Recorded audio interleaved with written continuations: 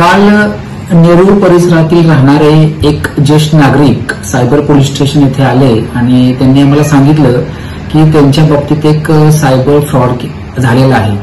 त्यांच्याकडे अधिक विचार न करता अशी बाब लक्षात आली की सदरचे इसम हे साधारणतः 60 वर्षाचे आहेत आणि ते एका प्रायव्हेट कंपनीमध्ये चांगल्या पदावरती काम करतात.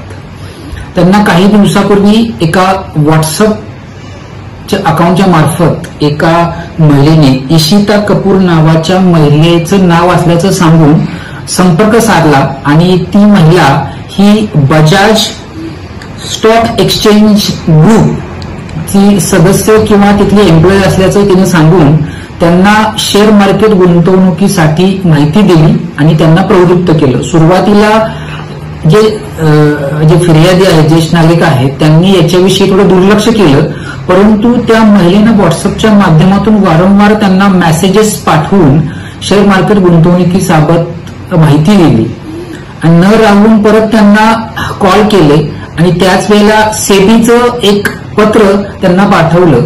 त्यामुळे या ज्येष्ठ नागरिकाला वाटलं की खरंच हे काहीतरी खरोखर असेल, याच्यामध्ये फ्रॉड वगैरे काही नसेल. त्यामुळे त्या व्यक्तीनं त्या महिलेसोबत संपर्क वाढवला व्हॉट्सअपच्या माध्यमातून आणि त्यानंतर त्या महिलेने यांना ते स्टॉक एक्सचेंज कसं काम करतं याबाबत इत्थंभूत माहिती दिली आणि या ज्येष्ठ नागरिकाचा विश्वास संपादन केला. आणि सुरुवातीला यांना सांगण्यात आलं की जास्त रक्कम नका गुंतवू.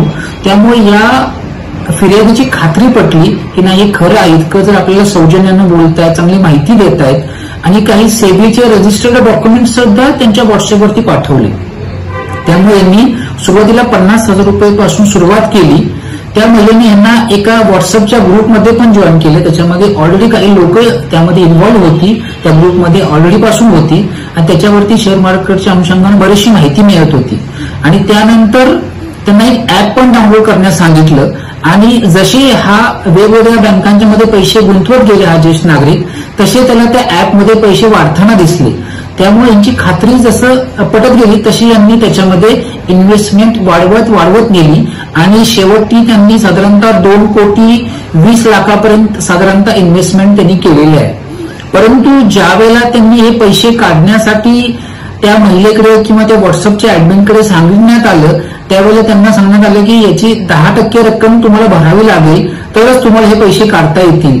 आणि अशा पद्धतीनं त्यांच्या लक्षात आलं की आपली फसवणूक झालेली आहे. मग त्यानंतर त्यांनी आपल्या या ठिकाणी येऊन हा गुन्हा दाखल केलेला आहे आणि या गुन्ह्यामध्ये आपला तपास चालू करण्यात आलेला आहे.